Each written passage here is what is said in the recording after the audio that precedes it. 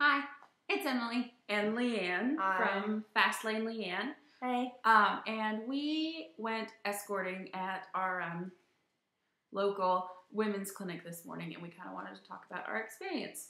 If you don't know what escorting is, it's at women's clinics that are on public property where women go to seek abortion services. If it's on public property, protesters are there, always. Any clinic anywhere in the country. And today was the last day of 40 Days for Life. 40 Days for Life is during Lent, when especially the Catholic churches in the area, really increase their protester amount and get particularly vicious and adamant about people not being led astray. Pro-life. Yeah. Big pro-life. And they have a fake clinic next door, and so they will try to take women into the clinic next door instead of the actual women's surgical clinic. And so we went to we've gone off and on for the past couple of years, and so we went today especially because this is their biggest day.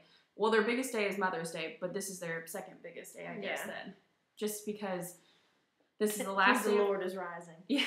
This is the last day of 40 Days for Life, and so they just come out in droves, and they bus in teenagers, and all the Bible colleges come out, and it's a pretty horrifying experience, and I wish I'd had video of it, but they video a lot because they want to show the injustice of what's going on. Yeah, I got video today. But I refuse to stoop to that level because they also video clients that are going in, and that's a shaming process, and I'm not willing to even risk someone thinking that I'm doing that. But so today was kind of interesting. We had two different roles today. There's two different roles that you can generally do. LeAnn was up at the front door. It's keeping that space so they can't block it, so people can get through. And she also opens the door for them because you want them open the door in the clinic, close the door as fast as you can. Yeah, you don't want to wait for the door to close, or because they can still hear it. They'll just keep yelling. So. And then I guess they usually call them like a walker. And so I actually walked with clients to the clinic from the parking lot in the tunnels of the protesters. And so I kind of just, wanted to talk about our experiences today where it was so nuts. What about you? You want me to talk about what it's like to be at the door? Mm-hmm. Oh. So, the door is like, it's a different type of job. I think that the walking job is very, like you're running back and forth and you're talking to the clients and you're, or not talking to them depending on the situation. Or you're just like, I don't know, you're having to protect them from just there's one woman there who throws punches. Of course, I don't want to tell your part. But it's different because when you're standing, you're literally, I stood. And the thing is to me, it's kind of twofold things. One, it's kind of, you become a barrier. You become okay to be that soundboard for all of their hate, so that maybe it doesn't get all the way to the client, because they yell some pretty nasty things sometimes. Sometimes it's not too nasty. It's just religious propaganda. But it can be anywhere from is it okay if we pray for you to don't kill your little baby.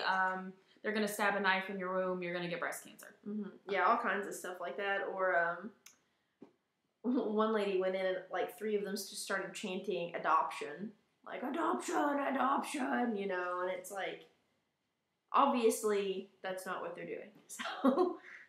So manning the door, you have to take a lot of crap.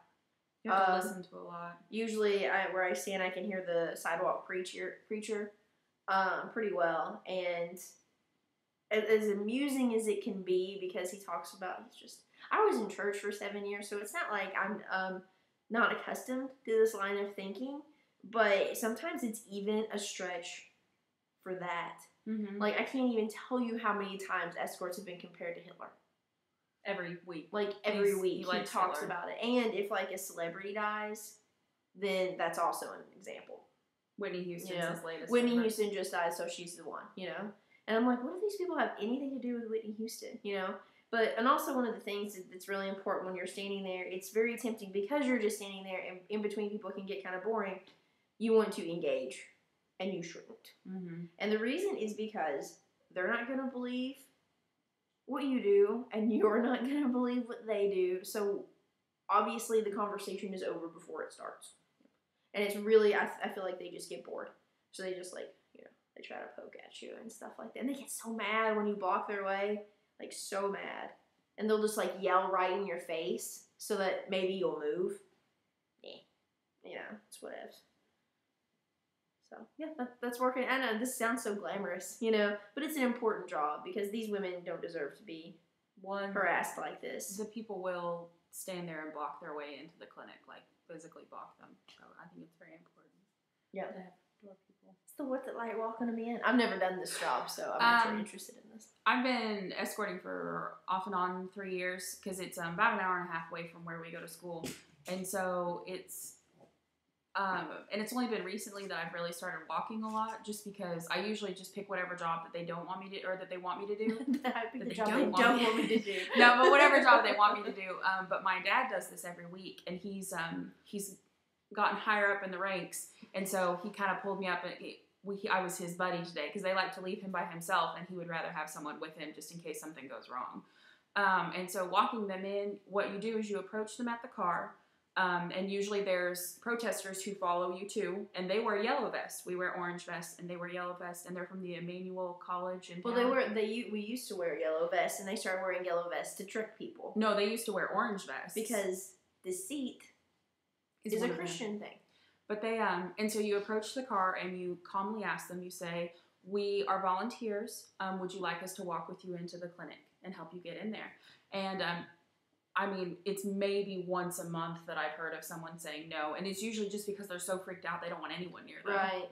And so they don't know who to trust. We walk around them. We're not allowed to join hands or anything. We used to be able to, but I think it's almost good that we don't, because some people feel very trapped doing that. But so we walk around them, and so like one of the techniques or whatever is if a protester is walking up next to them and they're like yelling at them like this, you can just walk in front of them and then slow down, and it pushes them off of them, which is very good because these people are so scared, and because they see this gauntlet of just people that they have to walk through, and so I like walking with people because I talk a lot. And they really need someone who will just talk about anything. They don't care what you talk about. They just want to hear your voice because they're hearing all this other stuff. Well, especially to tell them that they're not horrible or going to hell, or and you just say, people support them. You just say, "We're going to get to the doors. Please don't pay attention to them. They're they don't know your situation. They don't know what's going on. They're very toxic people, and they are." And then so we walk them up to the doors, and then the door people take over and get them in. And then we stand and we wait, and so we also direct them where to park because it's illegal for them to park in certain places. And then they actually have some places where they'll tell them, like, if the pro-life people see that they're trying to park there, they'll tell them to park there, but then they'll tow their car. Yeah. The fake clinic has their own parking lot, but if you park there and then you go into the real clinic, they'll tow your car. Yeah. So we're running really long. Yeah. But kind of my high and low of the day. My high today was when one of the ladies that we met brought her young daughter, who's about 14, to escort, not to protest. They bring like 5-year-olds. And the 14-year-old kind of talked about how exciting this was for her and how she, really kind of was surprised and interested in it.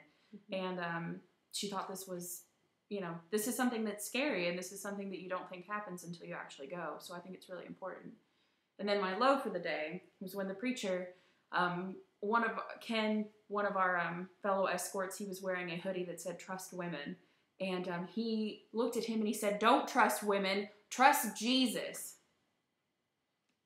I think you heard, collectively, everybody was like, "What?" That doesn't make any sense at all. That was a pretty low point too. I think also a low point for me was seeing them film and knowing that they're going to use that to say that we're so violent, but literally the guy filmed me for 3 minutes standing. It kept making me wonder how he's going to twist that.